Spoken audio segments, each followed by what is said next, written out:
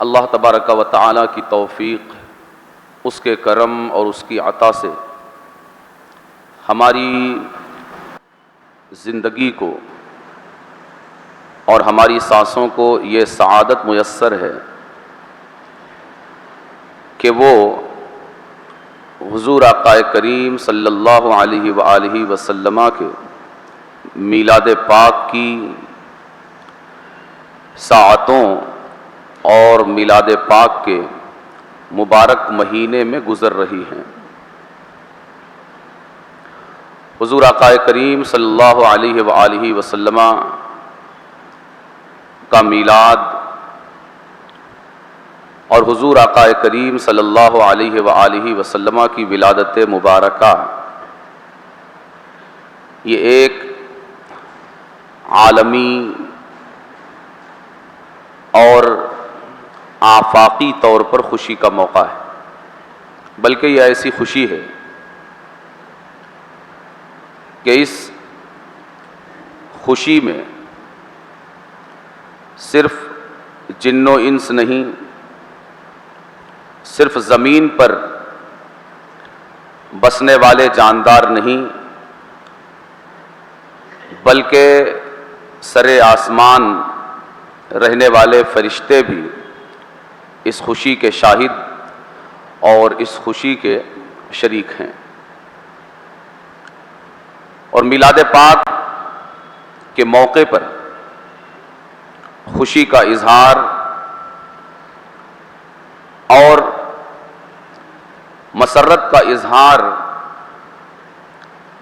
یہ صرف حضور آقا کریم صلی اللہ علیہ وآلہ وسلم کی پیدائش اور آپ کی ولادت پر خوشی نہیں ہے، بلکہ حقیقت یہ ہے کہ سرکار صلی اللہ علیہ وآلہ وسلم کی ولادت پاک اور آپ کی پیدائش کی خوشی یہ ساری کائنات کی پیدائش کی خوشی ہے کہ انسان جب حضور آقا کریم صلی اللہ علیہ وآلہ وسلم کی ولادت کی خوشی مناتا ہے،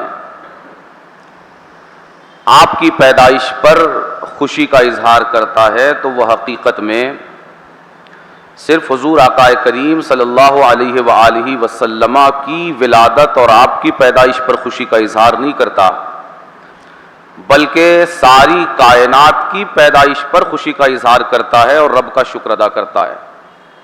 اور اس موقع پر صرف حضور آقا کریم صلی اللہ علیہ وآلہ وسلم کی شکل میں اللہ تبارک و تعالی نے جو سب سے عظیم نعمت عطا فرمائی اس کا شکریہ نہیں ادا کرتا، بلکہ تمام چھوٹی بڑی نعمتوں کا شکر سرکار کی آمد کی نعمت کی شکل میں ادا کرتا ہے۔ وجہ یہ ہے کہ حضور آقا کریم صلی اللہ علیہ وآلہ وسلم کی ولادت، آپ کا خلق صرف آپ کا خلق نہیں ہے، بلکہ آپ کی تخلیق یہ پوری کائنات کی تخلیق ہے۔ کائنات کا ذرہ ذرہ، قطرہ قطرہ، پتا پتا، جو کچھ ہم دیکھ پاتے ہیں، جو کچھ نہیں دیکھ پاتے، ما سوی اللہ، اللہ کے علاوہ جو کچھ ہے،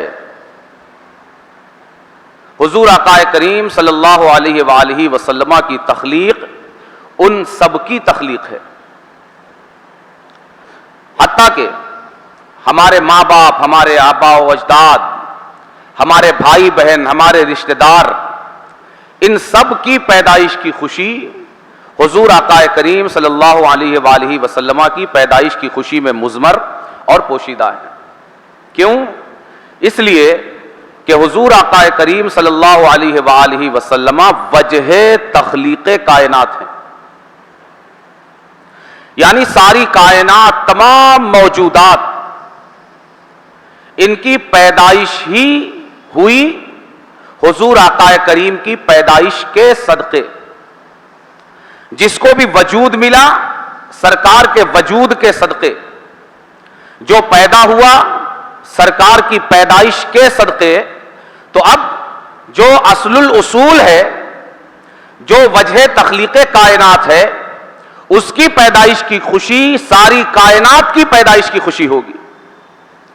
اس لیے کوئی اگر میلاد مصطفیٰ صلی اللہ علیہ وآلہ وسلم کی خوشی کے حوالے سے شش و پنج میں ہے تو وہ در حقیقت میلاد مصطفیٰ کی خوشی پر شش و پنج میں نہیں ہے.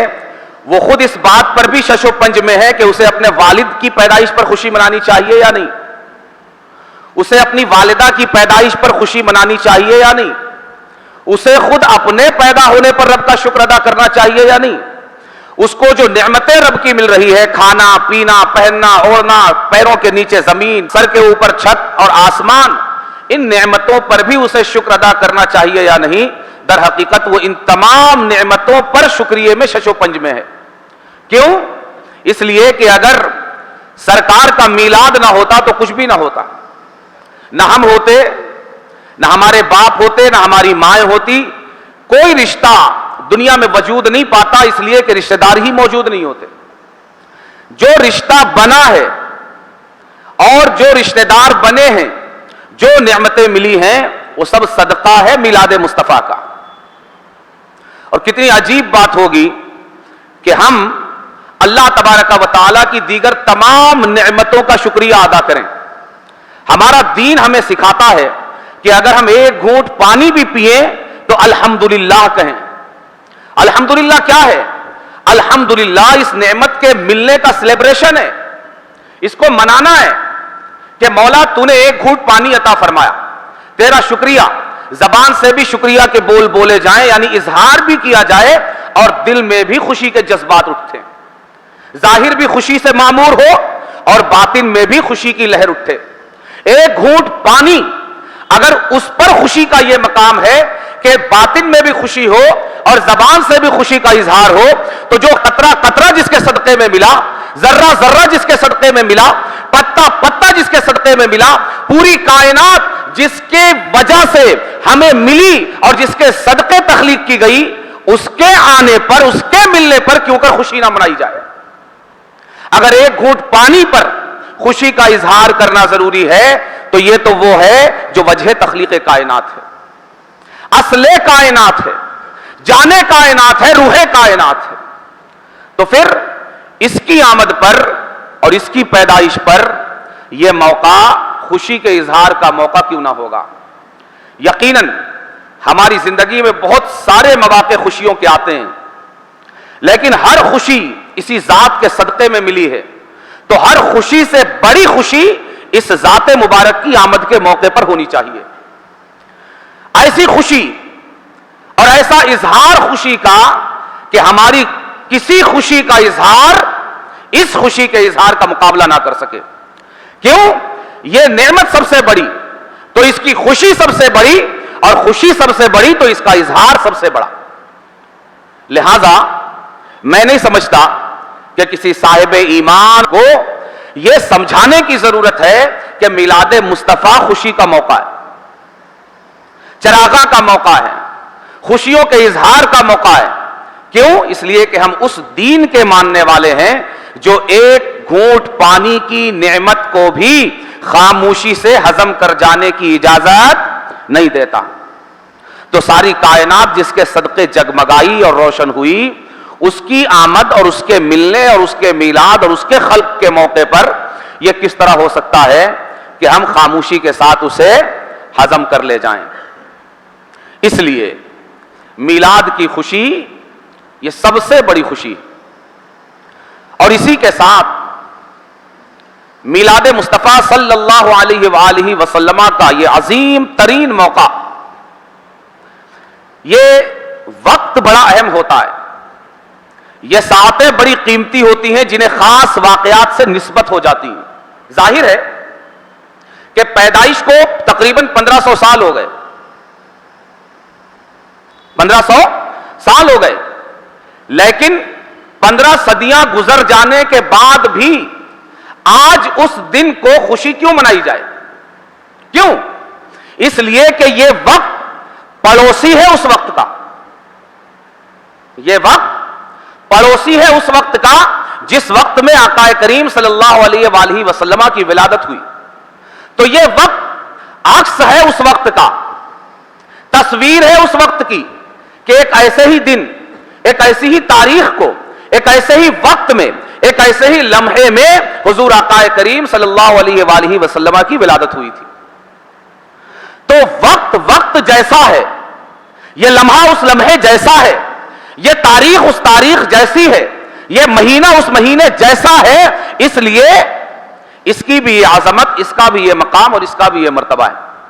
تو یہ وقت اپنی نسبت کی بنیاد پر بڑا خاص ہوتا ہے، اور یہ وقت ہمیں ایک عظیم امر کی طرف ہماری رہنمائی کرتا ہے کہ اگر میلاد کے موقع پر ہم یہ سبق حاصل نہ کر سکے تو پھر ہم نے نہ میلاد کی خوشی منائی، نہ میلاد پر رب کا شکر ادا کیا، نہ میلاد پر خوشی کا کما حقہ اظہار کیا۔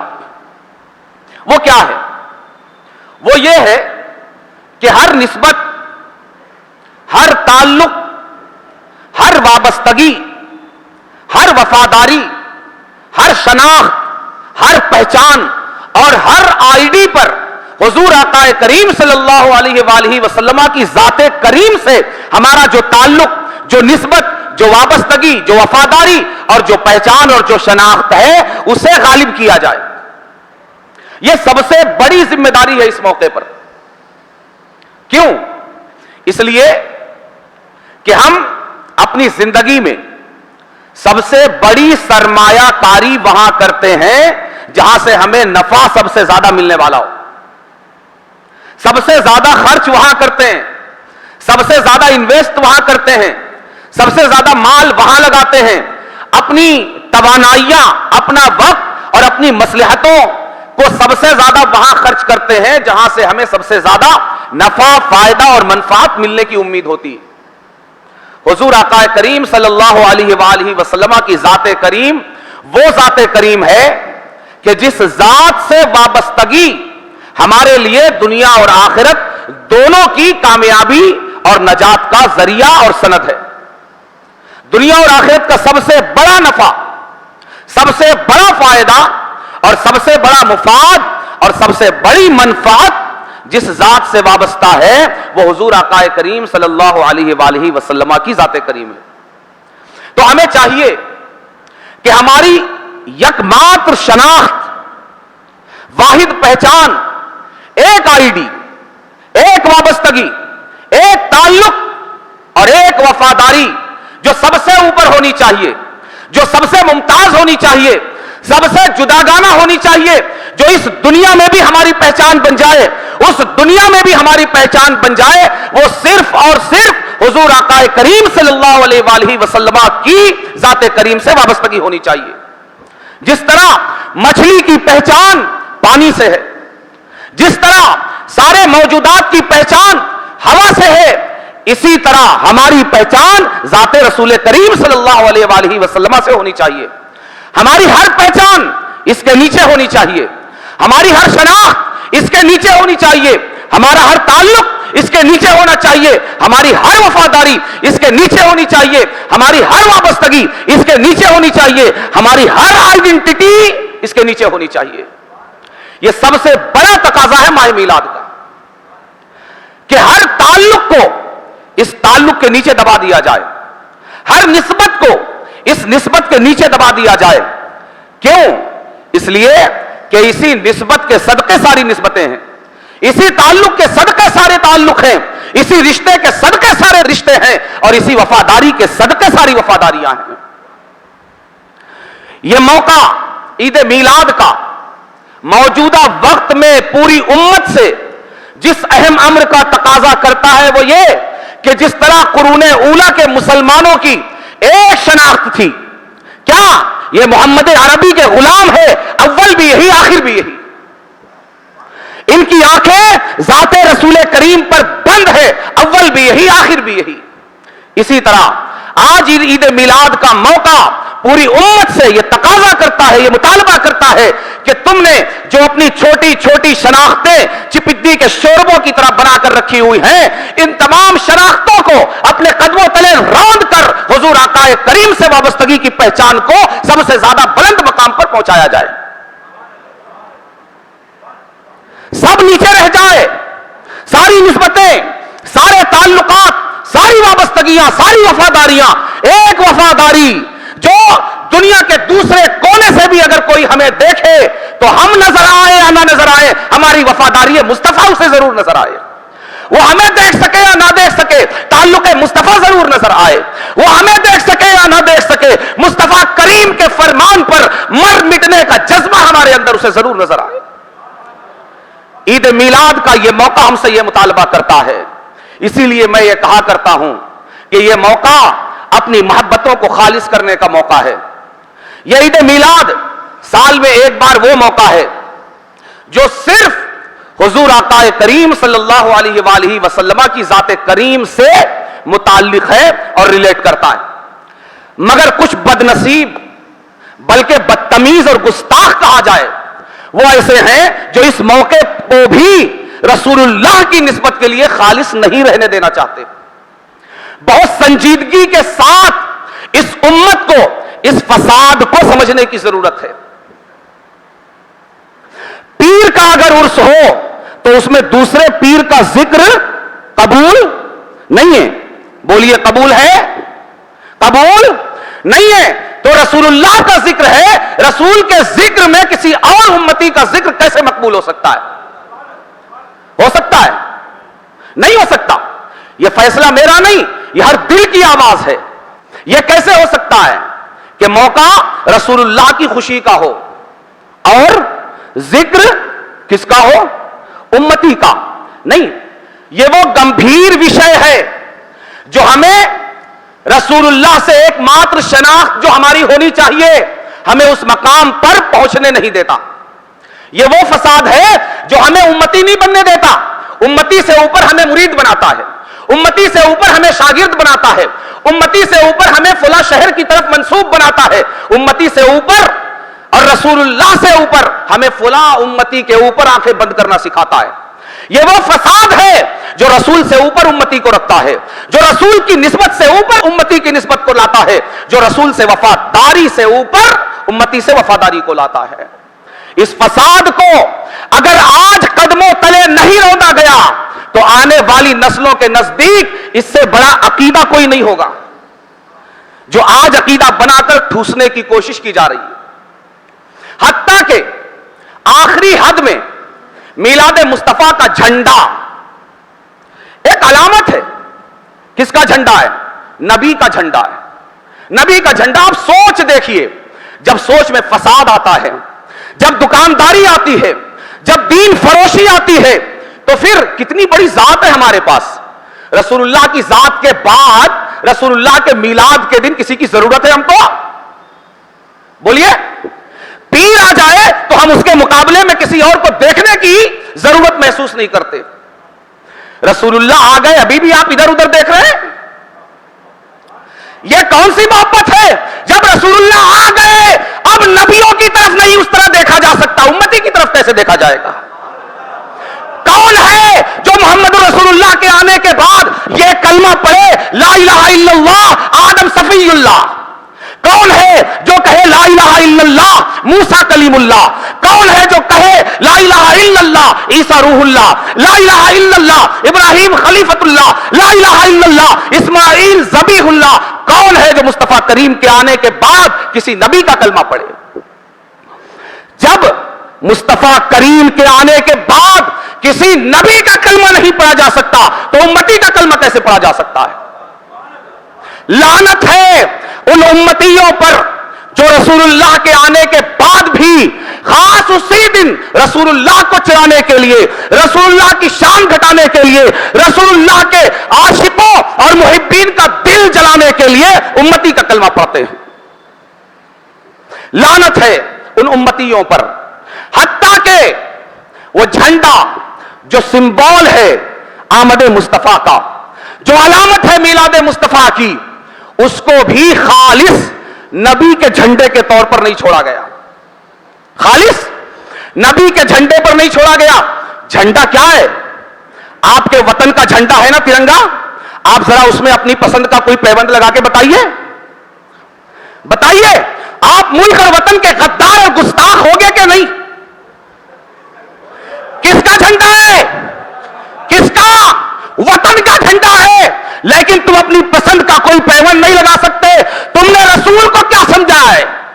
نبی کے جھنڈے کو کیا سمجھا ہے؟ تم کہتے ہو اونچے سے اونچا نبی کا جھنڈا، یہی نبی کا جھنڈا ہے؟ وطن کے جھنڈے میں پیوند نہیں لگایا جا سکتا، مگر رسول کے جھنڈے میں اپنی دکانداریوں کے پیوند لگائے جا سکتے ہیں۔ اگر وطن کے جھنڈے کا پیوند وطن سے غداری اور وطن کی گستاخی ہے تو رسول اللہ کے جھنڈے میں اپنے دکانداریوں کا پیوند یہ رسول اللہ سے غداری اور رسول اللہ کی گستاخی ہے۔ اس میں کوئی شش و پنج کی بات نہیں ہے، کھلی ہوئی بات ہے، دو دو چار کی طرح، کہ جو نبی کے جھنڈے میں کسی اور کے ٹکڑے لا کر جوڑے وہ نبی کا غدار بھی ہے، نبی کا گستاخ بھی ہے۔ وہ اپنے باطنی خبث کا اظہار کر رہا ہے، باطن کی گندگی بتا رہا ہے کہ ہم نبی کو بھی اس وقت تک نہیں مانتے جب تک امتی کا پیوند اور ٹھپا اس پر نہ لگا۔ ہم ایسے امتیوں کو نہیں مانتے، ہم ایسے امتیوں کو نہیں مانتے جنہیں نبی کو ماننے کے لیے امتیوں کو ٹھپے کی ضرورت پڑے۔ تمہارا ٹھپا بھی تمہیں مبارک اور وہ امتی بھی تمہیں مبارک۔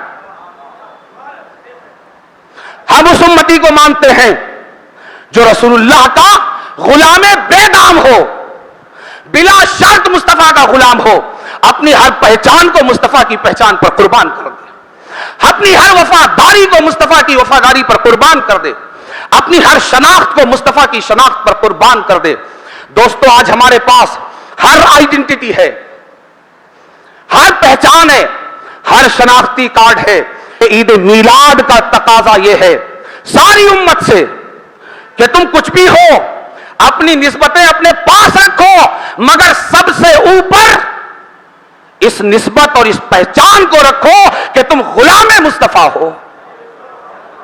غلامی مصطفیٰ کی نسبت، غلامی مصطفیٰ کا تعلق، غلامی مصطفیٰ کی شناخت اگر سب سے اوپر نہیں ہے تو خدا کی قسم یہ دنیا بھی برباد ہے اور آخرت بھی تباہ ہے۔